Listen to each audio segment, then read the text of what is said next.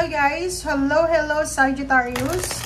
Welcome dito sa aking channel Sagittarius. Alamin natin kung anong messages, vibration, gabay energy para sa lahat. So, I hope na makuha mo yung energy dito.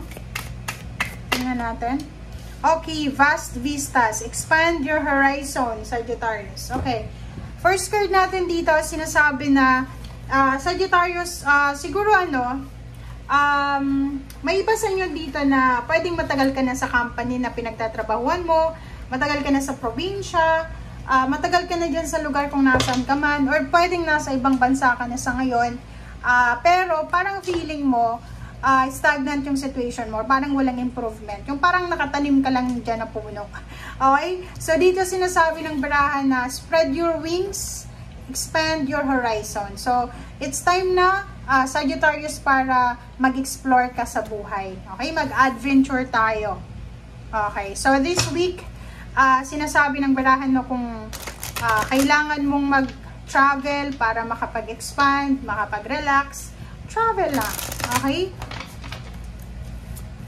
Lumipat ng lugar, lumipat ng trabaho. Okay? Wow. Okay, meron tayong 3 cards dito, 51, 6, 3, 9, 10, 11. Manifestation. Okay. Comment down below if you resonated. Meron akong nakikita dito na Sagittarius. Sagittarius ang nakikita ko sa'yo dito. Ang tagal-tagal mo nang naghihintay. It's either plano mong mag-migrate. Ang literal na nakikita ko, pwedeng Canada to, America, Europa. Gusto mong mag-migrate with your family. Naghihintay ka ng pagkakataon eh.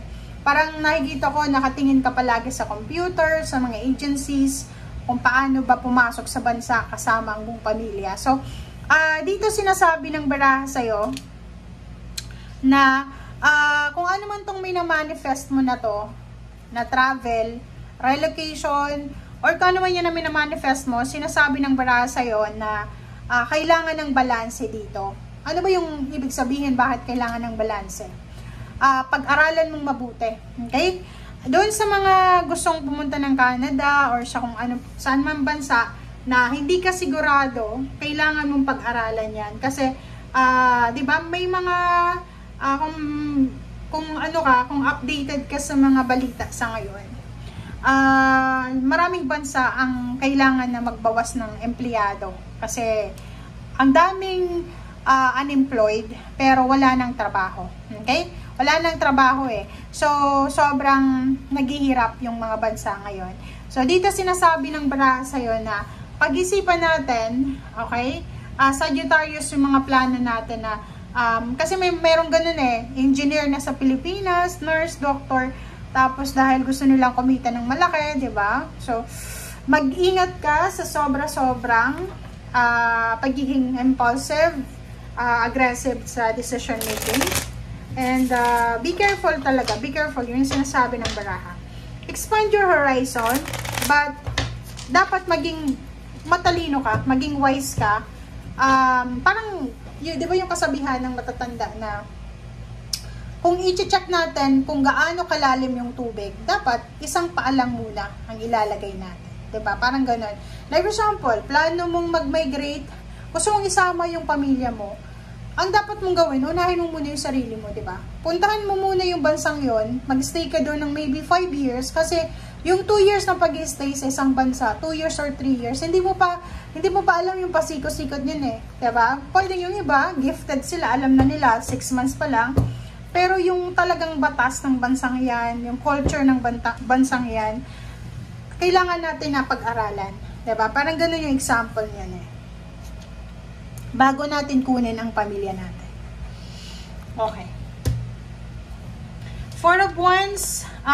Nakikita ko sa'yo dito, itong 4 of Wands na to, na it's about stability, balance, family, relationship, trabaho. Gateway, parang ganon. So, kung makikita mo dito, sinasabi ng barahan na isang pinto ang magbubukas sa'yo. It's either sa whole family mo. So, sabihin na natin Sagittarius na hindi lang to para sa'yo ang reading na to ha. Pwede yung kapatid mo, asawa, live-in partner, anak mo, apo, magulang, pinsan, pwede silang makatanggap ng victory and success, stability and balance. Kasi, parte sila ng pamilya mo. Okay? Ng genes mo. Okay. Six of Cups, yun. Yung magbubukas sa'yo is, yun nga sabi ko dito, connected yan sa'yo. So, pwedeng may mga magkakaaway na magkaka-reconcile, mag-uusap ulit. Meron din na mga relationship issues na posibleng masettle na siya. Nakikita ko sa'yo dito na punong-puno ka ng excitement. This month of April, yung mga Sagittarius dito, sobrang aggressive nila eh. Nakikita ko sa'yo yung sobrang passion, fiery yung iba sa inyo na Sagittarius. Okay, the Hangman na reverse. Diba? Kakasabi ko lang, nakikita ko sa'yo dito yung mga past relationships, past jobs, past acquaintances na yan. Posibleng magkita-kita kayo.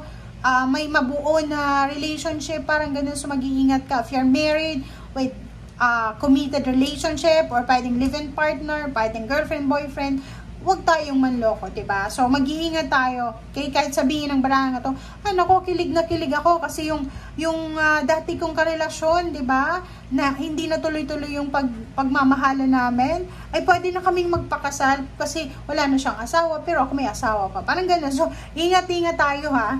Ingat-ingat tayo. Diba? Ingat tayo kasi pwedeng may masaktan tayo. Diba? Instead na good news yan, bad news yung pwedeng dumating sa atin. Diba? Instead na good karma yung papasok, pwede tayong karmahin in a negative way. Diba? So yun, nako. Sagittarius, tingnan mo yung baraha mo, diba? Sinagot agad ng 4 na barahang to. Kasi itong unang barahan na to, sinasabi na isang pamilya ang posibleng mabubuo. Ang pamilyang ito or ang relationship na to ay dati, ex. Diba? Sobrang nagmamahalan daw sila. Hindi, nahang daw yung relationship eh. Pero pwede na daw ngayon magpakasal. Sabi naman dito, mag-iingat ka kasi pwede mong pagsisihan yan. Instead na good news, bad news ang makuha mo, 'di ba? And pwedeng bumagsak yung foundation mo, which is foundation natin, depende, pamilya, sarili natin, profesyon, pagmamahal, 'di ba?